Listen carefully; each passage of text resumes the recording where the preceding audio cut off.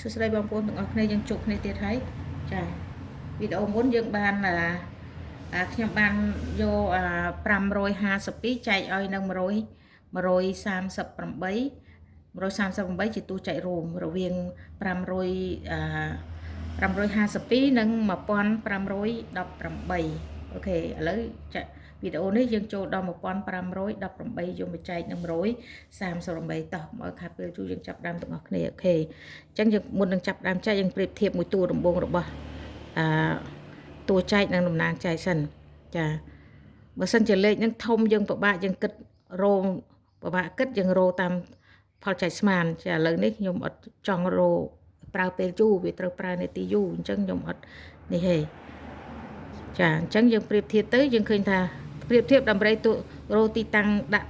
ផលចែកអញ្ចឹងយើងឃើញថាតូចឬស្មើអញ្ចឹងមួយដូចគ្នាតូចឬស្មើត្រូវរំលងអញ្ចឹងផលចែកត្រូវដាក់នៅក្នុងខ្ទង់ទី6អូខេយើងចាប់ដើមតទៀតចាអញ្ចឹងយើងបាន1518ចែកឲ្យ138អញ្ចឹងយើងកាត់យក3ខ្ទង់ដូចគ្នាយើងបាន151ចែកឲ្យ138ចាយើងឃើញថាឥឡូវយើងបាន1เนาะ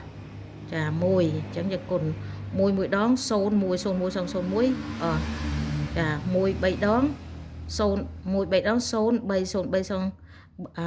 5ដក3នៅសល់2ចា1 8ដង0808អានេះក៏អត់មានគ្រប់ទេយើងត្រូវដក10នៅខ្ទង់ឆ្វេងដក10នៅខ្ទង់ឆ្វេង10យើងដក10តែយើងត្រូវការទៅ8មានន័យថា10 18នៅសល់2 2 បូក1 3ចាអញ្ចឹងយើងសល់13យើងសល់13អញ្ចឹង13មិនអាចចែកបានទេត្រូវតម្លាក់8ទៀតយើងបាន138អញ្ចឹង138ចែកឲ្យ138យើងមានមុខយើងបាន1ណា1បន្ទាប់មកទៅ1ដង01011ដង1 3ដង030303ចា1